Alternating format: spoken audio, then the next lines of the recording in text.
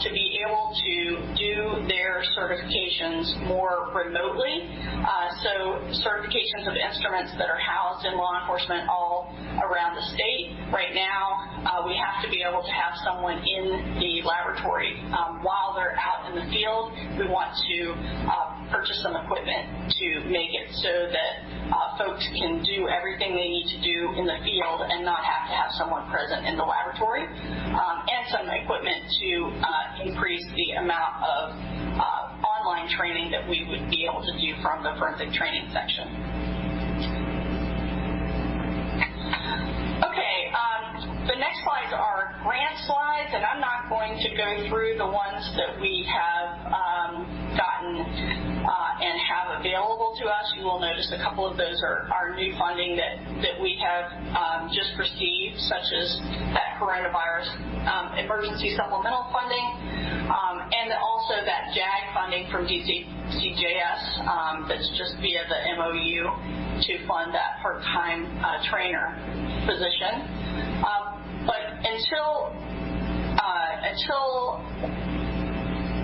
earlier this week, all of these grants were pending that are on slides 24 and 25. But we found out this week that we have received the Coverdell grant, that's the formula grant, the capacity enhancement, backlog reduction for DNA or CBER funding. We have received that. That's also a formula grant. We did not receive the Coverdell competitive grant to hire a forensic toxicologist trainee.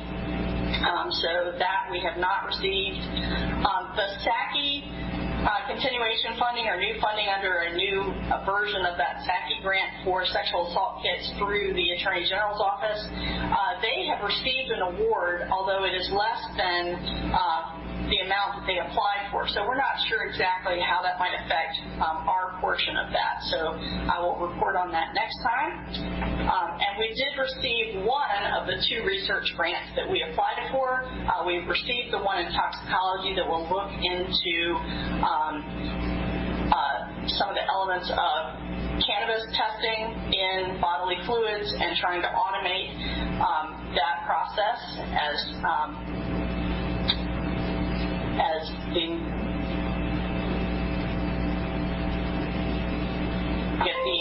grant that we applied for that research in firearms and tool marks. Really, the last thing I wanted to touch on were just the changes to our workload statistics from 2020 to 2019. There have been significant changes in our case submissions. The most drastic is in the controlled substances section. Ever since April, we have seen a drastic reduction in the number of controlled substances cases that we are receiving. What that has allowed us to do is significantly reduce the backlog and get our turnaround times under control. You can see that our backlog from the end of September in 2019 to 2020 reduced 65%. Which is extremely significant. And we would have not been able to do that. We were originally, if we had not had these reductions in submissions, it was sometime at the end of 2021 that we anticipated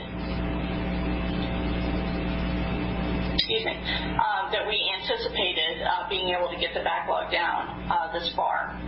So although we are seeing a large decrease in controlled substances, there are certain sections where we are seeing more cases.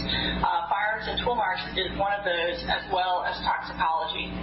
I mentioned that the postmortem cases from the medical examiner's office in toxicology had increased fairly significantly throughout this time of pandemic. It's also most recently also included an increase in cases relating to driving offenses. So that has made it so that our toxicology backlog is starting to go up a little bit, and we are, at least in Central, we are working to have some controlled substances examiners go and assist in toxicology in activities that they can do without doing long training to hopefully help out in that area while they have a little extra time. So again, on our website, anytime you're interested, you can see what our average turnaround times are for cases. And let's see. I guess the main points here are at looking at the drugs or controlled substances turnaround times, those were up at 140 days last year. So it's significantly different. Forensic biology does continue to creep down a little bit. Firearms is going up. And latent prints actually was up a little higher and has started improving. We do have in firearms and in latent prints, we have 4 or 5 positions that are in training, and as those positions, as those folks complete their training, we will be in a better place capacity-wise, although the firearms trainees that we have actually still have quite a while before they will finish their training period. And then these last slides are just for your review, just as a reminder as to how to read them. You can see trends over the past 5 quarters, the blue being the cases received in that quarter, the red being the cases completed in the quarter. And then the caseload is the number of cases that existed in our system at the end of the quarter. And then the average days in the system is the average for the cases that were completed in that quarter. And those are available for each section. And so I would be happy to answer any questions that anyone might have, and I appreciate the opportunity to report to you. Any questions of Director Jackson? Any comments on her report? Thank you, Director Jackson. We appreciate it. You're welcome. Let's move on to the Scientific Advisory Committee report. Richard Myers. Alrighty. The Scientific Advisory Committee met yesterday on October 14th. The committee heard the agency update from Director Jackson, and they also heard a technical services update from Ms. Loman. And then the program area updates from the program managers for each program. An update on the pair review from Ms. Jenkins. The toxicology stuff. Mr. Myers, we're having a little difficulty hearing you. I'm not sure what's causing that. Let me try as well. Is that any better? Let's give her a shot. Want to give her a shot? We'll try again. All right, so the Scientific Advisory Committee met yesterday, and we heard an agency update from Director Jackson, the technical services updates from Ms. Lohman, and then program area updates from each of the program managers, as well as a hair review from Ms. Jenkins. The toxicology subcommittee members had, in advance of the meeting, been provided validation documents for 2 methods. There was no need for the subcommittee to meet, but we did review during our meeting yesterday, the full Scientific Advisory Committee. We reviewed the documents, provided some comments and recommendations to the department with respect to validation parameters and potential interference. Subsequently, the Scientific Advisory Committee approved a motion to close its review of that validation and asked the department to report back at the next committee meeting on the resolution of those recommendations. This committee selected meeting dates for 2021, Tuesday, April 20th, and Wednesday, October 13th. And that concludes the Scientific Advisory Committee reports.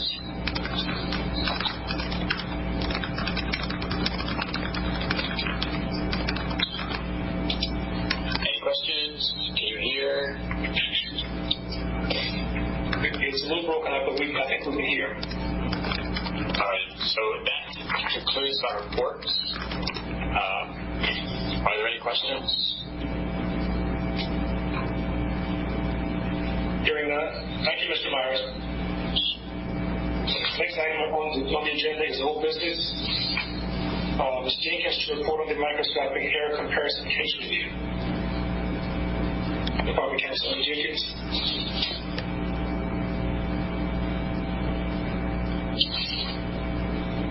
Ms. Jenkins, can you hear us? Mr. Chair, can you hear me? I can hear you now, Ms. Jenkins. Okay. All right. No more technical difficulties would be good. I will give you a brief update on the microscopic hair comparison case review since our last meeting. You all might recall that the review team had met prior to our last meeting and provided recommendations to the subcommittee. And I was actively trying to locate the third member of the committee, and I would like to thank Holly Reeves-Wood from the Office of the Attorney General for agreeing to serve as the third member of that committee. We were able to meet in person on September 2nd because it is such a small subcommittee, and we were all grateful for the outing. So we were able to consider those 9 transcripts. 4 were approved for notification, and those notification letters have been sent to law enforcement and prosecutors. 2 of the defendants were deceased, and 2 we are still trying to locate them. 1 in particular has a very common name, and there's no identifying information that we have in our file. Court clerk was not able to help us, so we've actually asked law enforcement to assist on that and help us determine whether or not he was in fact convicted of anything. And then we have another one where we're trying to locate an address, and we'll attempt to locate him. So we will continue to work on the process and see if we can't get additional transcripts for review. And I can answer any questions anybody might have. Any questions? No questions or comments? Okay. Let's move on to new business. Ms. Herndon and Ms. Bowden discussed the 2020 annual report. Mr. Chairman, can you hear me? Yes, I can hear you well. Okay, thank you. This is Katja. So last Wednesday, Jennifer sent out the draft report for review, and as she indicated in her email, I'm not going to go through the entire report with you today, but with the report, she also sent a table of contents to facilitate your review so that you could direct your attention to any topics that may be of particular interest. I'd be happy to answer any questions or receive any comments or suggested edits you may have.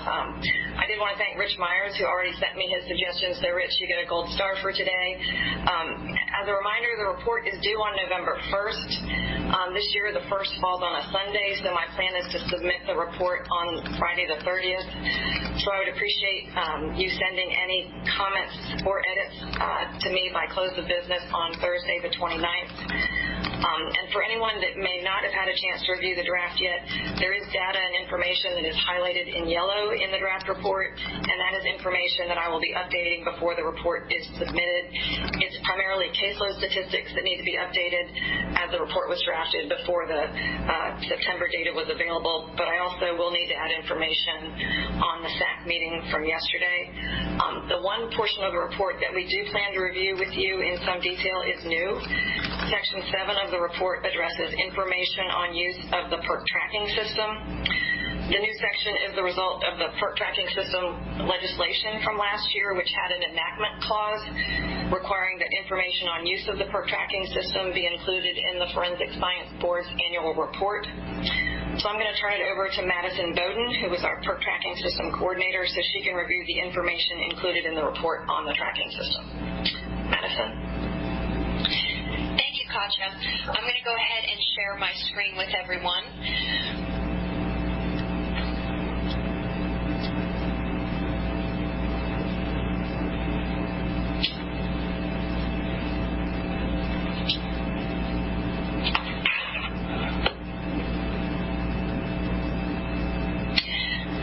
So I have a PowerPoint pulled up. If you cannot see my screen, please let me know. But if I don't hear anything, I'll go ahead and get started. Good morning, everyone. As Katja said, my name is Madison Bowden, and I'm the PERC Tracking System Coordinator at DFS. Today I'm going to walk through the information provided in Section 7 of the Forensic Science Board Annual Report, and that begins on page 26 of your draft report. know, the PERC tracking system is an electronic system that helps us track PERCs statewide. And because it's electronic, we're able to gather the data entered into the system and analyze it so that we can understand the flow of PERCs throughout the Commonwealth, plus we can identify law enforcement agencies that aren't compliant with the PERC legislation. So today I'm going to walk through what we found during our analysis, and I'm going to provide some details on user training and access. But before we get into the analysis results, I just want to speak on some data limitations. First, not all actions performed on PERCs ultimately get logged in the system. So not all agencies who handle PERCs have access yet. There is inconsistent use and human error. Plus, the system infrastructure allows entries to be skipped. So if one agency skips an entry, it doesn't keep anyone else from entering their information down the line. But we do work to mitigate some of these limitations by performing regular, standardized data quality checks. These not only help immediately improve data quality, but they also help us target and retrain users who may need some additional assistance. I'm going to quickly go through the users of the system since this is something that gets covered in length in the report. So these are the main agency types who have access to the system. They include DFS, collection sites like hospitals, medical centers, and the Office of the Chief Medical Examiner, BCLS, and law enforcement. And like I said, the report covers these agency types and what their main actions are in the system at length. Also, as you already know, victims can access the system via the victim portal, and as of September 30th of this year, law enforcement has granted 53 victim PINs. So how are we doing on training personnel at these agencies? Well, getting users trained and granted access has been a gradual process since June 2019. At that time, we executed beta testing with a few select beta testers. Then we began a statewide rollout of the system in fall of that same year. And here, we expanded on training and saw incremental system use once everyone completed training. Now we're past that mandatory start date of July 1, 2020, but we're continuing to reach out to non-trained agencies to get them onboarded. So far, we've identified 25 collection sites in need of training and system access, and this 25 excludes OCME. 18 of these agencies were trained before system use was mandatory, 4 were trained after, and 18 of those are what we consider active system users. And we define an active system user as an agency that has initiated at least one action in the system. There are 2 that have not yet responded to our initial contacts and any additional follow-ups, and we have 1 new site that just hasn't started handling PERCs yet. For law enforcement, we identified 336 agencies requiring training and system access. This excludes non-investigating sheriff's offices and regional jails. Of these, 168 were trained before July 1, 27 were trained after, and 120 of them are considered active system users. Now, not all law enforcement agencies with system access may be active users at this point, just because they may not have handled any PERCs since they were granted system access, or since the system became mandatory, whichever came first. We have 4 who are in the progress of training, and 137 who have not yet responded to us. Most of our training activities focus on law enforcement and collection sites, but we also provide training to victim advocates.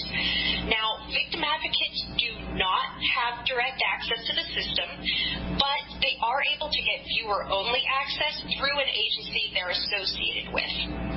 Now, we've been doing our best to get the word out to victim advocates about the system, and we've been doing this through conferences and webinars because knowledge of the system is essential for helping victims and survivors of sexual assault. So now we'll get into the quantitative results stemming directly from the PERC tracking system data, and we're going to start with kits in the system. Most of the kits in the system are the bar-coded victim PERCs, and this includes OCME PERCs. A smaller percentage are the legacy kits. Those are the older kits that are not bar-coded. And less than 1% of kits in the system are non-Virginia sexual assault kits. In the system, we can also differentiate between perks based on where they go post-collection. Once a kit has been collected, the kit will be classified as either anonymous or offense reported. As of September 30th of this year, there were a little over 500 anonymous kits and about 2,000 offense-reported kits. We can also identify a specific group of perks that were anonymous but then became offense-reported. Between July 1st, 2019 and September 30th of this year, 31 kits in anonymous storage at DCLS became offense-reported and were transferred to the investigating law enforcement agency. So another group of results we're going to look at breaks down actions performed on kits in the system. Let's start with kits logged as collected. So each time a kit is collected, the collection site is responsible for logging that information into the tracking system. From July 1st, 2019 to September 30th of 2020, there were about 1,000 kits that have been logged as collected. Most of these were collected by, or logged as collected by Virginia collection sites, excluding OCME. 32 were collected by OCME, and 3 were logged as collected by Tennessee collection sites. So, for those Tennessee collection sites, those fall under Ballad Health, which is a large health network that covers hospitals in Virginia and Tennessee, and we send them new kits at both their Virginia and Tennessee locations because they handle Virginia cases. In that same time period, DCLS logged the receipt of 469 kits for anonymous storage. Law enforcement agencies logged the receipt of 881 kits from either collection sites or DCLS. And DFS logged the receipt of 1,541 kits from law enforcement for analysis. Here's the trending view of kits logged as received by DFS for analysis from July 2019 through September 2020. On average, DFS logged the receipt of 103 kits per month, and the median count of kits per month is slightly lower with 96 kits.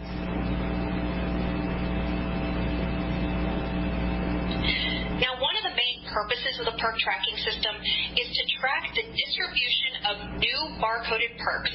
So one thing we really wanted to look at is what is happening to all those kits that are distributed. As of September 30th, there are 3,615 new barcoded victim perks, including OCME perks, have been distributed for collection. So we have a lot of stats here. I'm not going to go through this in too much detail because all of this is on page 36 of the report. But a couple of things I'll point out is that a big chunk of these kits are still available for collection. But we see close to 2,000 that have either been submitted for analysis already or are pending submission for analysis.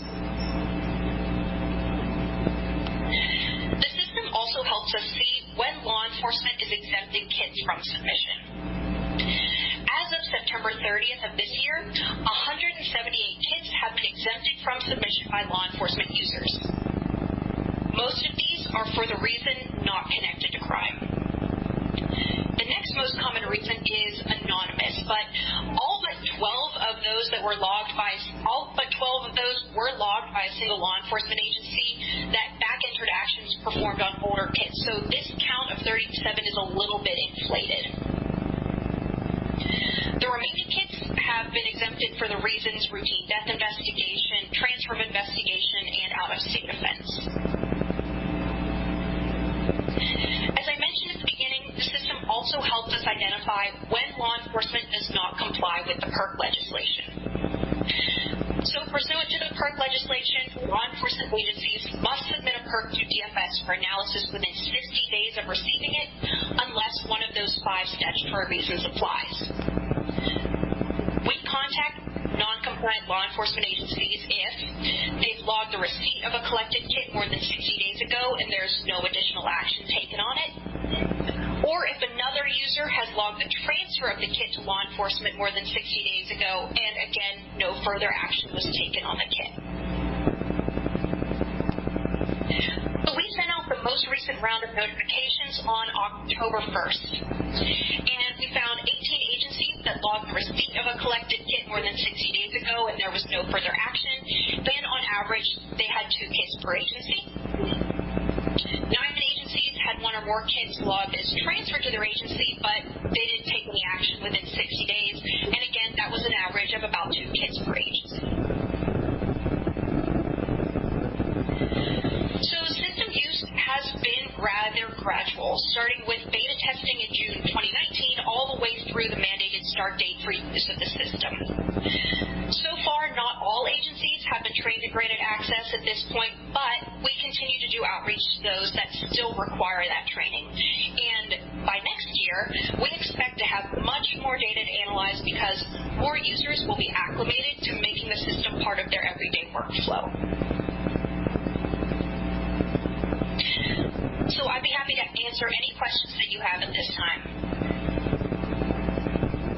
Yeah, this is Chief DeBoard from Herndon. It sounds like you all might need some assistance reaching out to some of these agencies who have not become compliant yet, or have not, more importantly, haven't even responded. Yes, that's true. If you could just get with me, if we can get a list of the agencies, we can do an outreach and try to get this on board. I mean, they need to understand that we've pushed this through the Virginia Chiefs and made notifications, but we may need to do some more personal outreach, or we're happy to help with that. Thank you. I appreciate it. We'll be in touch with a list of agencies that require training still. Okay, thank you. Any other questions or comments? Okay, thank you so much. Thank you. I'm asking for a motion to approve the draft 2020 annual report first, and to amend Ms. Herndon to update the report following the board meeting, and then to submit it according to law. I'm going to read that again, okay? I'm asking for a motion to approve the draft 2020 annual report, and to amend Ms. Herndon to update the report following the board meeting, and then to submit it according to law. Is there a motion? So moved. Second. Second has been moved and properly second. Ms. Taylor, would you take a roll call vote, please? Ms. Taylor, you here? Yes, I'm here. Before I start the roll call, I just wanted to note that Senator Edwards and Ms. McEachin have joined the meeting. Can you just let me know that both of you are still here? Okay. Okay, I'm going to start the roll now. Colonel DeBoard? Yes. Director Dion? Dr. Edinburgh?